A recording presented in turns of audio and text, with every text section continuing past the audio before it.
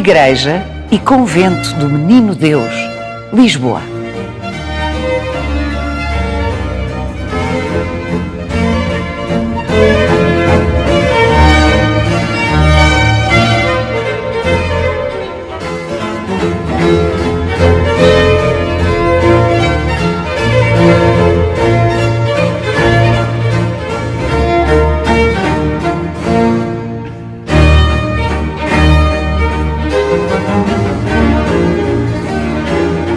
Com uma acústica perfeita, uma arquitetura de tipo único e os melhores pintores portugueses da época, a Igreja Menino Deus vale ainda por ser um dos raros edifícios de Lisboa que escapou incólume ao terremoto de 1755.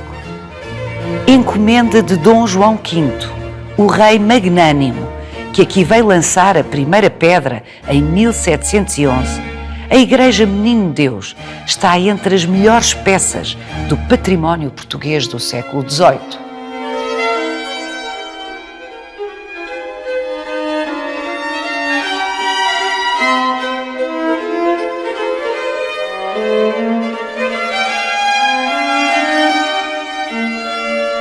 Mas esta igreja conta-nos ainda muitas outras histórias. A pequena figura do século XVII que lhe deu o nome foi resgatada na Feira da Ladra, décadas depois de ter desaparecido deste altar.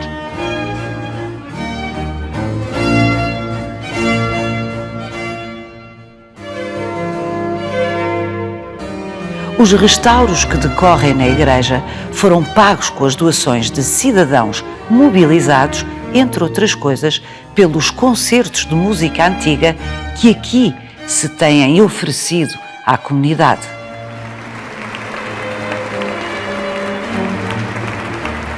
E as crianças que as irmãs de Cluny cuidam no Convento Menino Deus desde os anos 50 do século XX pertencem hoje à nova Lisboa multicultural.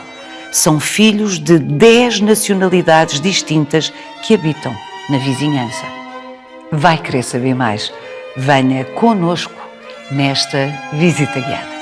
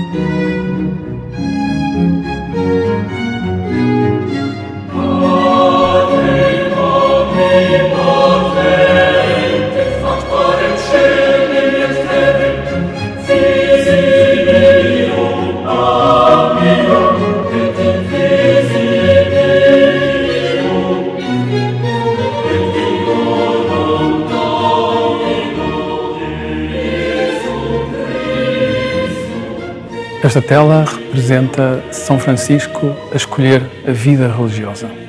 É uma pintura de Vieira Lusitano.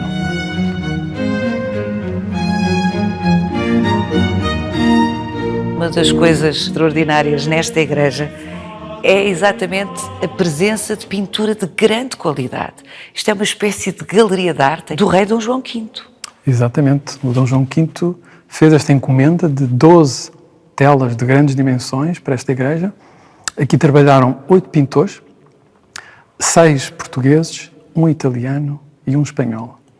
E é de facto uma produção muito importante, porque está aqui in situ. Portanto, as telas estão todas colocadas nos locais para onde foram concebidas. Isso mesmo. Isso é uma coisa rara. As pinturas terão começado a ser produzidas antes de 1737, a altura em que a igreja foi inaugurada. O Vieira Lusitano era, na altura, o pintor régio e nós julgamos que ele terá sido encarregue de planear esta grande empreitada de 12 pinturas para a igreja. Ele iria fazer estas 2 pinturas aqui na Capela Mor, mas acabou por pedir um pintor italiano, Francesco Pavona, um bolonhês, para fazer esta tela que confronta com a dele. É o trânsito de São Francisco, outro momento-chave da vida de São Francisco, retrata momentos antes de São Francisco morrer, de ir para o além. Está a ser assistido por um pequeno exército de anjos que o estão a levar para o céu. A Paula, repare que os anjos têm grande individualidade nas expressões corporais, faciais. Há um anjo ali em cima com uma pequena veste vermelha que nos parece ser um anjo mulato. Isso é muito interessante ver. Sim, não estamos a falar de protótipos que se repetem como muitas vezes acontece. Estamos a falar realmente de grande pintura.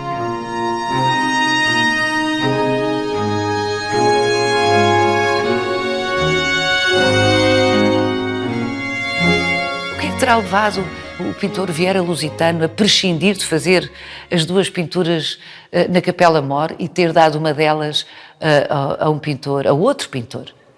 Não sabemos, de facto não sabemos, mas revela um lado interessante do Vieira Lusitano, não é? Que não queria toda a glória para si e que partilhava esta encomenda com outros pintores que ele admirava e de quem era amigo. E isso nós beneficiamos hoje em dia disso. Temos aqui uma coleção muito mais interessante, com mais variedade de autores. Certo é que ele iria fazer esta tela também deste lado, porque existe um desenho muito bonito no Museu do Prado, um desenho preparatório para esta tela.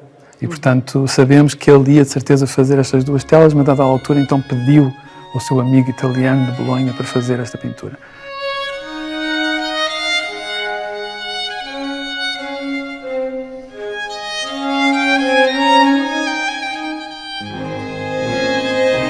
Esta passagem de testemunho do Vieira Lusitano para outro autor, não é? Um colega pintor italiano, dá-nos uma espécie de prova de que ele terá sido o curador, e nós sabemos que todos os pintores que trabalharam aqui eram amigos pessoais do Vieira Lusitano. Logo a começar com este, mesmo aqui em frente à tela dele, mas também na própria nave, o André Gonçalves, que pintou 7 telas, era um grande amigo do Vieira Lusitano. Há uma tela também de um pintor espanhol, o André Rovira, também na nave, que também era um pintor amigo do Vieira Lusitano, que ele trouxe com ele de Sevilha. Portanto, ele tinha poderes de decidir quem iria pintar as telas.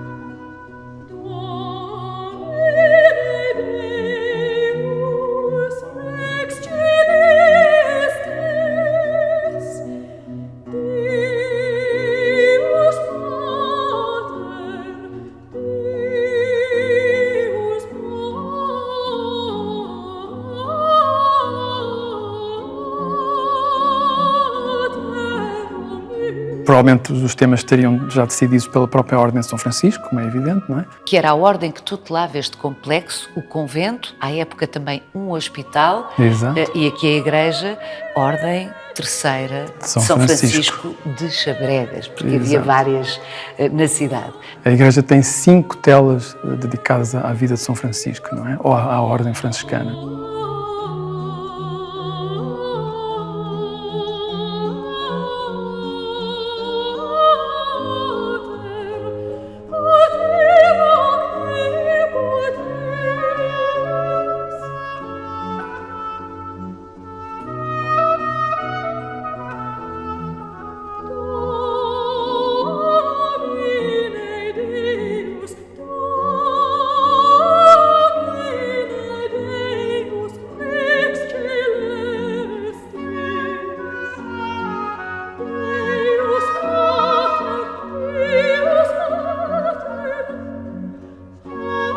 O pintor André Gonçalves é de facto o mais presente neste conjunto, aqui na Igreja Menino Deus, mas o que me parece interessante, Fernando Jorge, é esta ideia que já enunciou: todos eram amigos pessoais, todos os outros pintores eram amigos pessoais do pintor régio, do Vieira Lusitano. Portanto, hoje diríamos que esta era a tribo dele, a tribo artística, entenda-se, os seus cúmplices. Sem dúvida, aliás, todos eles trabalharam em campanhas, outras campanhas de pintura, noutros edifícios, noutras igrejas.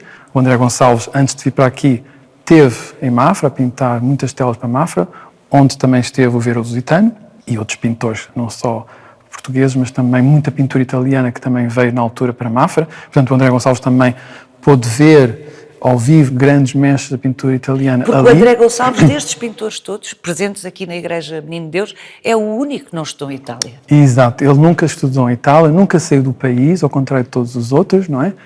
Mas essa falta de formação académica, digamos assim, que os outros seus pares tinham, era compensada por uma grande curiosidade e um grande contacto com pintores que tinham essa experiência. Além disso, o André Gonçalves recebeu do Vieira Lusitano, diretamente de Roma, quando ele lá esteve, muitas gravuras, muitas ilustrações das pinturas da época. Eles já eram amigos do tempo em que o Vieira Lusitano esteve a estudar em Roma? Sim, já eram amigos. Aliás, durante esse tempo em que o Vieira Lusitano esteve em Roma, o André Gonçalves recebia correspondência do Vieira Lusitano dirigida à sua amada, que estava encarcerada num convento, porque era um amor proibido.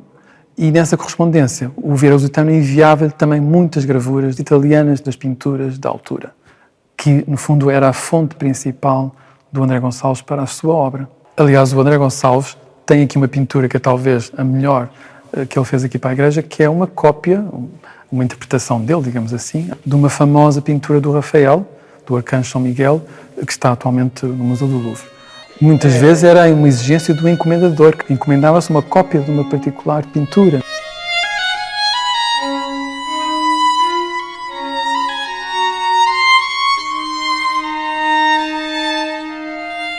Nesta igreja, como aliás em muitos edifícios encomendados por Dom João V, Itália é omnipresente, a referência italiana é omnipresente. Completamente. Era também um objetivo de Dom João V, não é? Atualizar o país, atualizar as artes do país com o modelo cultural da Roma, especialmente da Roma papal, não é?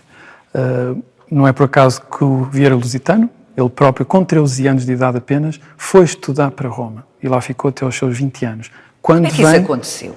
Ele não era aristocrata, não havia dinheiro de família para isso? Porque com 12 anos de idade apenas, ele foi apresentado ao Marquês de Fontes, que ficou tão impressionado com as qualidades dos desenhos que ele produzia só com essa idade, prometeu levá-lo para Roma para que ele estudasse pintura com os mestres de Roma. E foi isso que aconteceu. Ele foi com 13 anos e voltou para Portugal, para Lisboa, com 20 anos. E logo, quando chega a Lisboa, é logo contratado pelo Dom João V para fazer pinturas para a Patriarcal. E conheceu estes outros pintores em Roma, porque todos eles, tirando o André Gonçalves, como já dissemos, estudaram em Itália. O Inácio de Oliveira Bernardes foi bolseiro, esse sim, do Dom João V em Roma, e portanto também há esse contacto, não é, em Roma. Mas acima de tudo, todos tinham esse ponto de referência, não é? Que era a Roma papal e os mestres, as correntes italianas de pintura da altura. O Vieira Lusitano esteve em Espanha, trabalhou para a família real espanhola e terá sido aí que ele conheceu o André Rovira, que era de Sevilha. E vem, precisamente de Sevilha, com o André Rovira para aqui.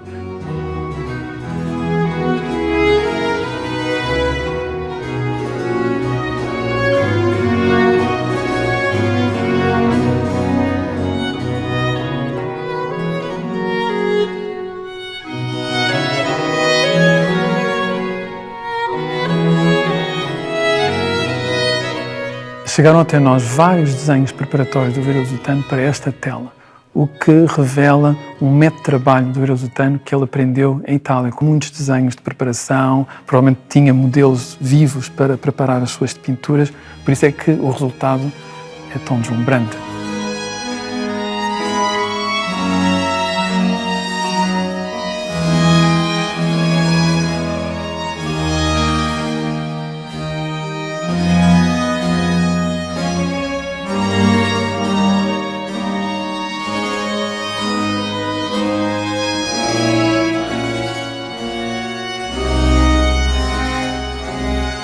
Fernando Jorge, outra das pinturas impressionantes presentes nesta igreja é a do teto da nave. É um teto à italiana.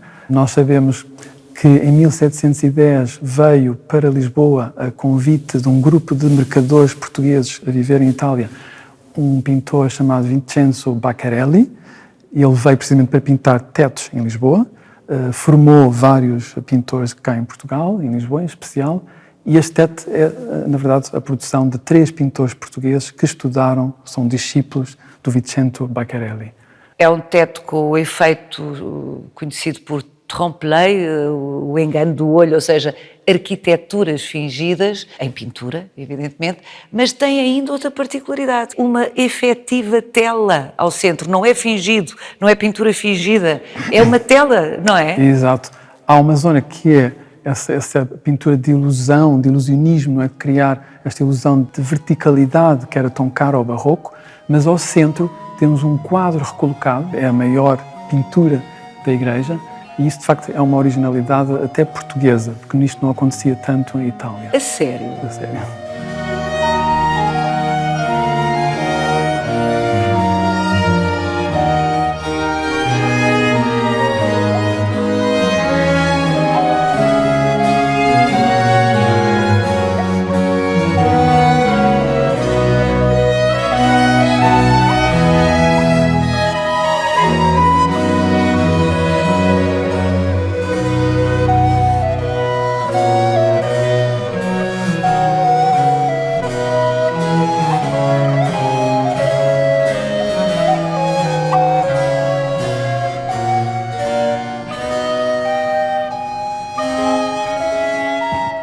Esta igreja é simultaneamente sumptuosa e leve, o que é uma improbabilidade, não é? Normalmente a sumptuosidade não vai bem com a leveza, mas aqui isso acontece. Eu acho que isso é o resultado direto dos artistas muito competentes que tivemos aqui.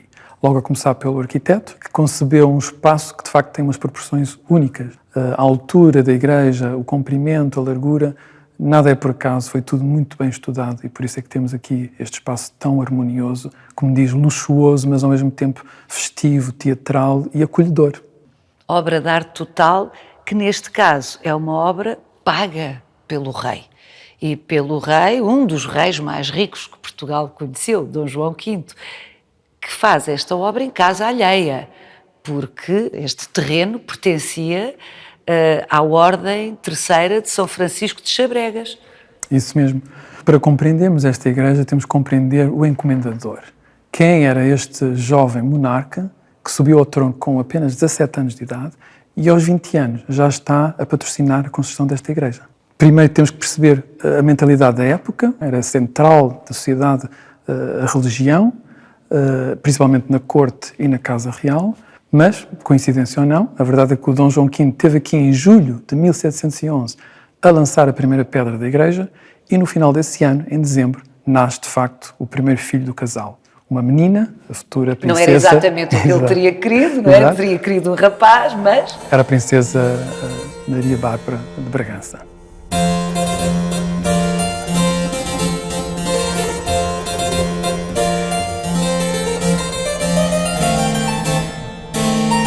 Há que perceber que o rei Dom João V teve uma educação privilegiada e, portanto, desde muito cedo o Dom João V demonstrou interesse pelas artes, em especial pela arquitetura. Ele é, de facto, um rei arquiteto. Evidentemente, ele concentrou-se durante algum tempo mais em Mafra, que era a obra mais querida dele, talvez. Mafra começou uns anos depois desta Igreja do Menino Deus, mas também acabou antes desta.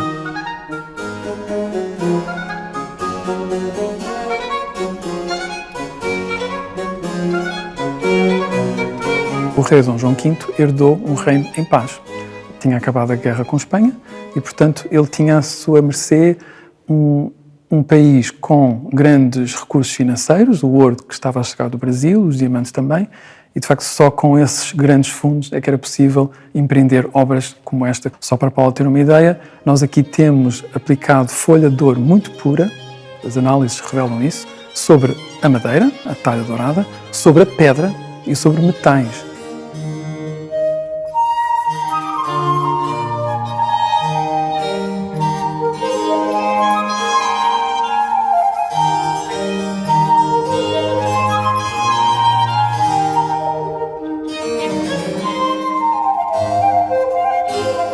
O projeto está atribuído ao João Antunes, que era o arquiteto régio na altura, já do tempo do pai Dom João V, e era natural, portanto, que o Dom João V, o jovem monarca, tivesse pedido ao arquiteto régio para fazer o projeto. E de facto, o João Antunes era um arquiteto já muito experiente nessa altura, já tinha obras tão importantes como a Igreja de Santa Engrácia, que todos nós conhecemos, e, portanto, faz aqui um projeto com uma grande maturidade profissional e, portanto, isso revela-se nesta obra.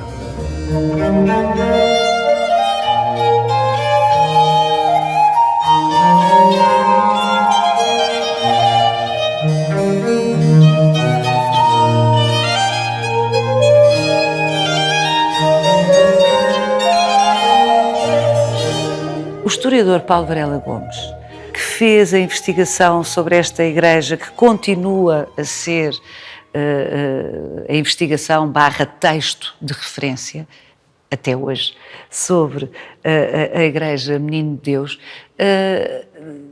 afirma que esta igreja é uma peça de arquitetura única. É uma afirmação poderosa, único. Ele diz até que não há outra igreja como a do Menino de Deus em toda a arquitetura europeia. E porquê? Em primeiro lugar, é a planta oitavada, para usarmos uma expressão de um texto, aliás, da época, e também o revestimento dos seus alçados interiores com estes embutidos de pedras de várias cores, que, juntamente com as proporções da igreja, criam um espaço que é inédito, uma verdadeira invenção de João Antunes.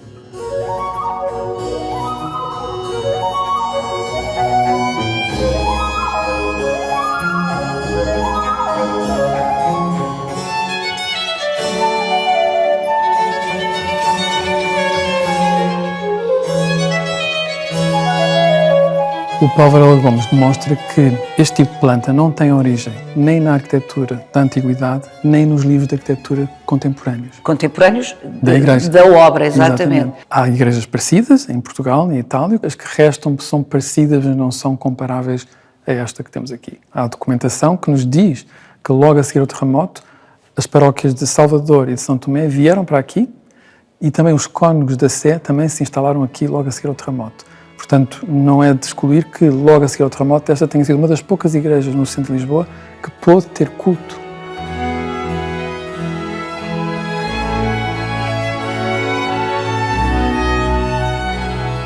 Fernando Jorge, já vamos voltar a conversar os dois, mas eu agora vou ouvir a Marta Araújo e o Marcos Magalhães, que são os diretores artísticos dos músicos do Tejo, e eles vão falar-nos de outra das características únicas, para usar ainda e sempre o adjetivo do Paulo Varela Gomes sobre esta igreja, deste espaço, que é a sua incrível acústica. Até já!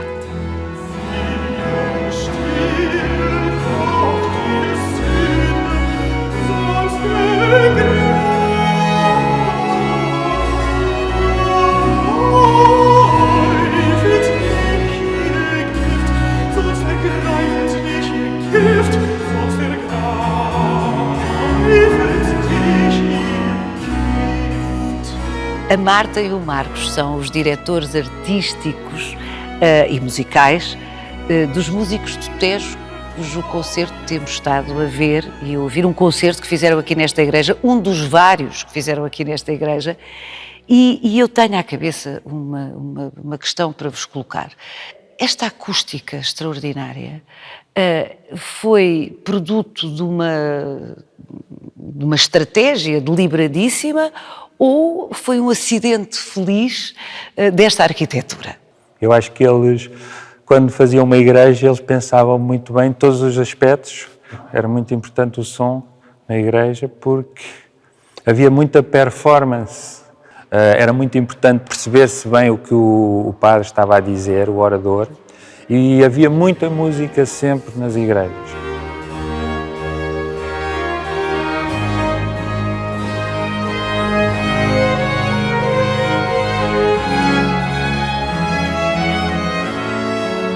Também acho que este formato, com esta espécie de octógono, não demasiado comprido, favorece a acústica no sentido em que há muitos ângulos diferentes e então as ondas sonoras não estão muito a vibrar umas contra as outras, vêm por várias direções. Por outro lado, eles usavam o coro alto, onde os cantores podiam ir cantar, e mesmo instrumentistas, neste caso é muito grande, permite imensos músicos, mas faziam muitas vezes pequenos coretos, como eles chamavam, em vários sítios da igreja e criavam multidirecionalidade. Um estéreo, era muito interessante isso na época. É preciso sublinhar uma coisa que está já mais que dita nestas conversas. Estamos a falar de um projeto barroco, o que significa que a música animava um dos sentidos, dos 5 sentidos que o Barroco se propunha perturbar, literalmente, não é? No grande espetáculo que era, como disse o Marcos, visual, sonoro, olfativo, não é? Os incensos, o tato nos veludos encarnados que não vemos aqui, mas que existiam à época, era um festim. A música sempre foi, na religião, uma maneira de tornar o texto mais emotivo, mais profundo e que toque mais espiritualmente as pessoas. A vibração dos sons cria esta empatia e nós, seres humanos, reagimos muito a isso.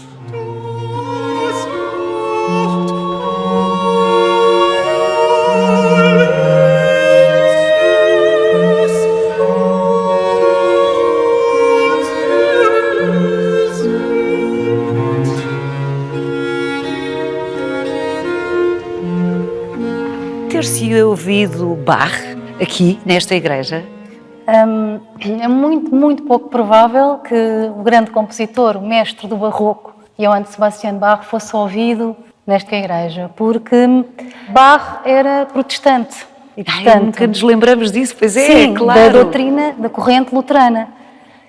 E Dom João V, o magnânimo, é um católico fervoroso. O Dom João V, o que é que queria para esta magnífica igreja? Eram obras que fossem encomendadas à sua maior referência, que era a Itália. Portanto, ele ia beber à fonte, a Roma, a Itália. E trouxe compositores italianos para Portugal, como o grande Domenico Scarlatti, que é um cravista, que fez muitas sonatas e fez um Te Deum cá em Portugal e tudo. Par seu! A Marta é cravista. Tenho pena de não ter tido aulas com o Domenico Scarlatti. O Scarlatti ensinou a primeira filha do rei Dom João V, a princesa Maria Bárbara. Ele veio de propósito trabalhar na Capela Real, em 1727. E, portanto, tal como vieram compositores italianos, também nós, o rei Dom João V, enviou através da Capela Real compositores portugueses os mais talentosos, como o Francisco António de Almeida e o António Teixeira, para Roma estudar, para adquirirem os conhecimentos da escrita da música italiana e voltarem a Portugal. E, de facto, é verdade, fizeram imensa obra.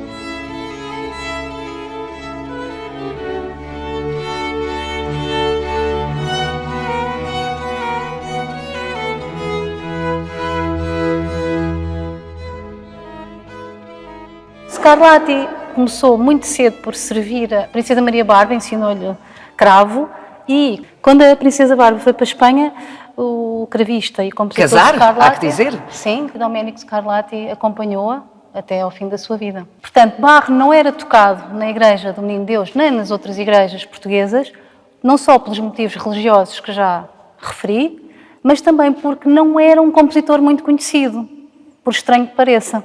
Porque sim, agora é o maior compositor. Exatamente, hoje parece-me estranhíssimo. É um compositor que circulou mais na Alemanha e Portugal não tinha grande relação com a música alemã. A referência era mesmo a música italiana.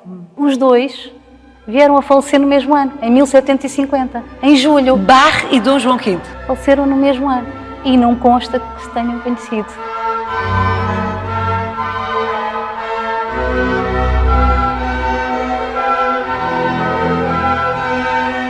Que se tocava, finalmente, na Menino de Deus, na Igreja Menino de Deus, no tempo do Dom João V?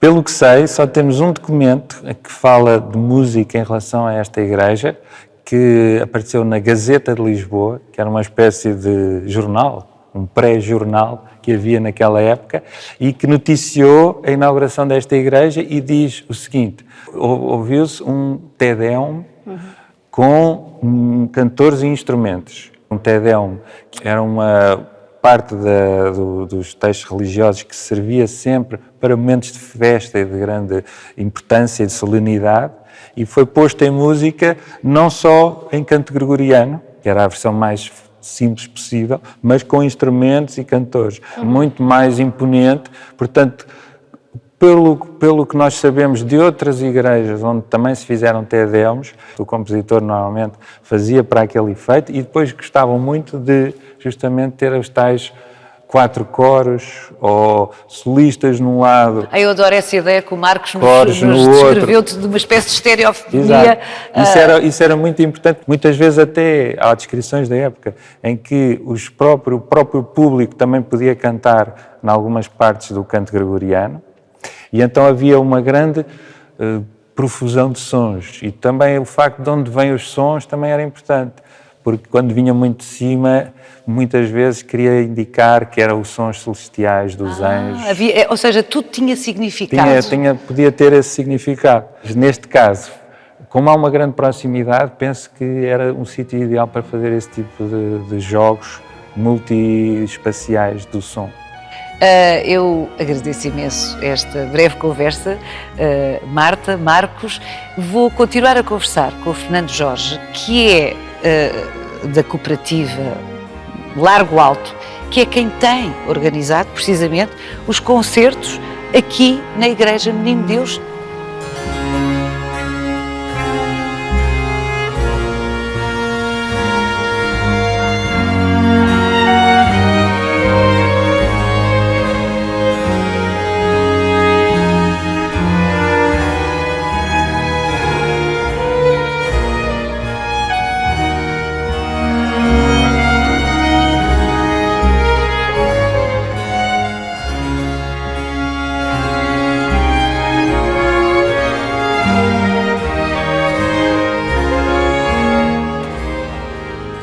Os concertos têm vários objetivos, não é? Um deles é dar a conhecer este monumento, como é evidente, aproximar as pessoas também à música, dar um palco aos músicos que também estão sempre dispostos para tocar num ambiente tão especial quanto este. E com esta acústica. E com esta acústica, exato.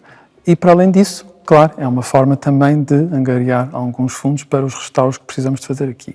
Em 2011, a propósito dos 300 anos da Igreja, fizemos os primeiros concertos. Nessa altura foi tudo um pouco de forma espontânea, não é? Não havia ainda uma organização formal, mas o sucesso foi tão grande, portanto, acabamos por decidir fundar uma cooperativa cultural. Que é composta por pessoas que simplesmente se caracterizam por se terem apaixonado por esta igreja. Sim, é isso. É tudo de forma um pouco movido por paixão, não é? E para o bem comum, no fundo é isso. O Monumento Nacional quer dizer isso. Pertence a todos nós, pertence à nação, e a nação são os cidadãos. Bravo.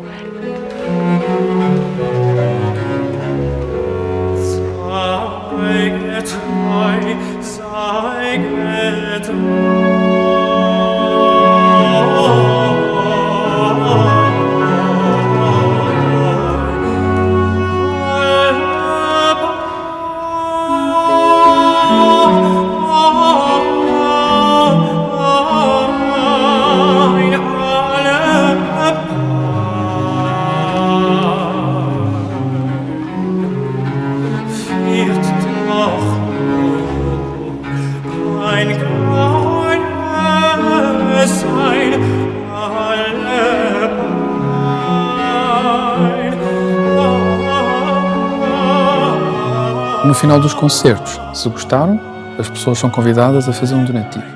Para além disso, a Congregação de São José de Colonie recebe também donativos de pessoas, cidadãos, que querem contribuir para a salvaguarda deste património. O que é que vocês já fizeram aqui, com o dinheiro angariado dessa maneira? Estamos agora com 3 campanhas de obras. Uma que é os pavimentos da igreja, tanto os de pedra como os de madeira. A outra campanha são os retábulos de talha dourada.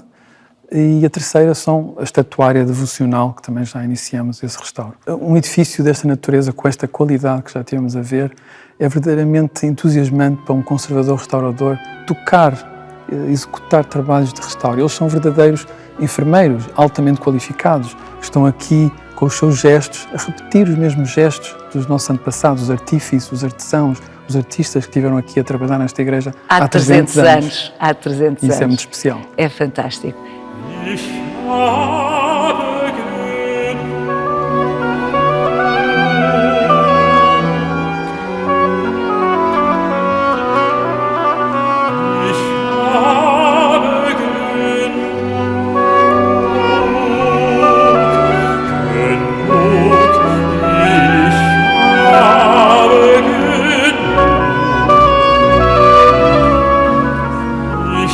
habe den Heiland agora, a terminar esta visita guiada, ter com a irmã Ludovina, que é responsável pela congregação da Ordem de São José de Cluny, que está nesta igreja e neste mosteiro, contigo, desde esta congregação, desde os anos 40 do século XX. E uma das características, ou um dos trabalhos que esta congregação aqui faz, é precisamente acolher crianças, na maioria dos casos, filhas de famílias aqui das redondezas, numa creche.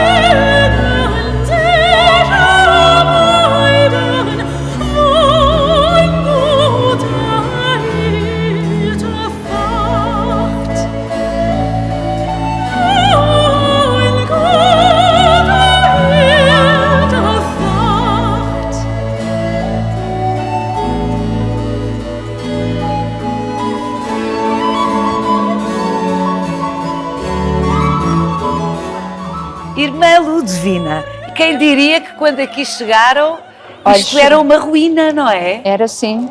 Viemos para cá em 1946, 4 irmãs. O convento estava em ruínas e as irmãs foram-se adaptando a situações realmente muito precárias. E o Dom Manuel Cerejeira convidou-nos a vir precisamente para dar vida a este espaço que estava abandonado. E foi isso que as irmãs começaram por fazer, quando chegamos a qualquer lugar, não é? É conhecer o meio. E começaram a visitar as famílias, visitas domiciliárias. Aqui à volta, não é? À volta, sim, à volta destes bairros, da Alfama, aqui do Castelo, e não só. E começaram a ver que havia muita pobreza. E as crianças, muitas crianças descalças, mal vestidas, com cara de fome, e a primeira coisa que fizemos foi precisamente a pensar neles. Abrimos um patronato, um pequeno patronato com uma pequena escola, abriu-se um dispensário onde era feito alguns tratamentos assim mais simples. Arranjou-se também uma sala onde vinham os idosos da parte da tarde fazer jogos de mesa e depois tomavam um lanche e regressavam às suas casas. Portanto, este trabalho que hoje as irmãs aqui desenvolvem tem essa tradição de quase, daqui a pouco tempo, quase 100 anos. Quase 100 anos, faltam 20 anos. É verdade, é quase verdade. 100 anos de tradição aqui. Já vamos falar das crianças que hoje acolhem aqui na creche, mas antes disso há uma história irresistível, irmã Ludovina, que é a história de como a imagem que dá nome a este complexo, ao convento e à Igreja Menino de Deus, esteve desaparecida durante muito tempo. Sim, e eu quando soube desta história fiquei também fascinada. Elas chegaram, também foi-lhes entregue a responsabilidade a nível de culto aqui da igreja, e elas sofriam, ficavam tristes quando olhavam para aquele espaço da imagem do altar, que não tinha lá um menino. E então elas tiveram conhecimento que havia a Feira da Lavra. Mas só um parênteses, porquê é que o menino não estava lá, irmã? Porque foi retirado na altura foi roubado, se podemos dizer entre aspas, não é? Pode tirar as aspas, foi roubado. Foi roubado. A imagem foi roubada. Pronto, foi roubada. Foi roubada a seguir à implantação da República. Sim, sim, sim. Foi quando este convento, foi desativado. Tal e qual. Foi tal e qual. Portanto, estava desaparecido então desde o início do século XX. Sim, sim. A figura do menino. Do menino. Elas sabiam que havia aqui a Feira da Ladra e tiveram um eco que vendiam aí muitas antiguidades. Então elas começaram a ir todas as semanas e iam perguntando, olha, sabem, passou por aqui, por algum de vós, a imagem do menino Deus, aqui do convento, e pronto, e um senhor ficou com aquilo no ouvido. Passado algum tempo, chamou a superiora da casa e disse, olha irmã, tenho-lhe uma boa notícia, a dar. Então, não me diga que é relacionado com a imagem do Menino Deus. É isso mesmo. Foi vendida a um advogado que vive no Alentejo e comprou-a com este intuito de o colocar num altar de um solar que ele possuía. Então elas não ficaram quietas, não. Gostaram imenso dessa notícia, mas puseram-se a caminho. Uma senhora amiga ofereceu o transporte, foram de carro, chegaram a Évora, portanto a Évora que era onde ele morava, e andaram ao tio, a saber onde é que ele vivia, e descobriram tal solar, e já sabe, quer dizer, apresentaram-lhe a situação que estavam a viver, que tinham pena que aquele que deu origem a esta igreja com o nome de Menino Deus, e ele não estava aqui. Pronto, e lá mexeu o coração do advogado, e ele disse assim: vão levar o menino para o sítio que ele merece. Ai, que bonita a história do resgate. Ele concedeu-nos tantas graças à família enquanto esteve aqui, e para nós já chega, e agora vão levá-lo. Podem imaginar a alegria. É uma história linda.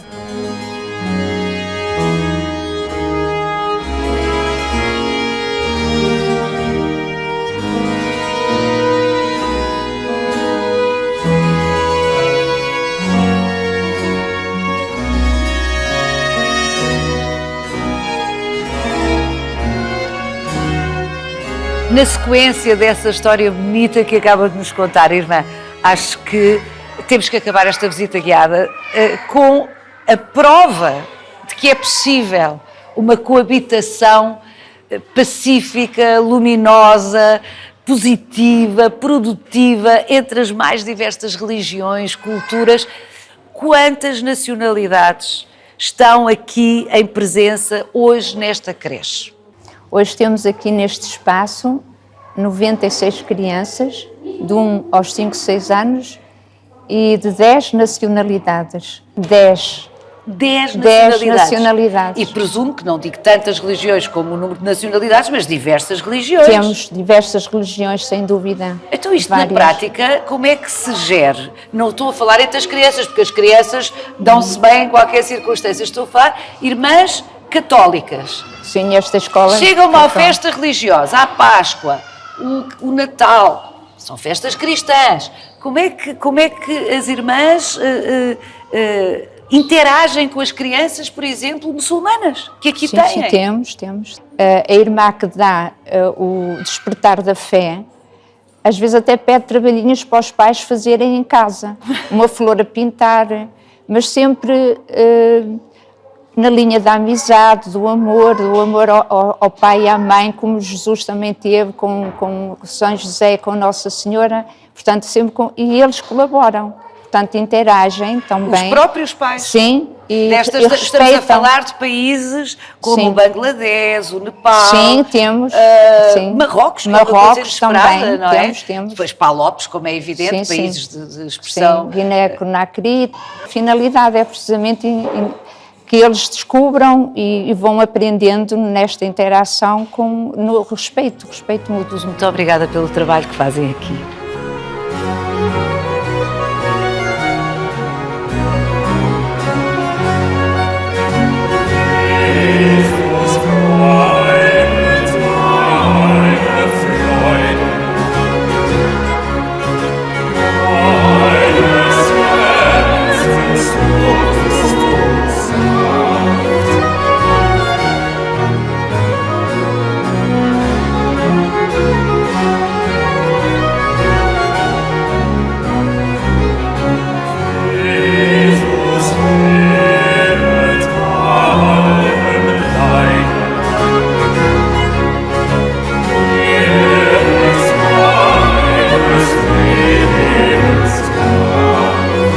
Veja este e os outros Visita Guiada em RTP Play e siga-nos no Instagram e no Facebook.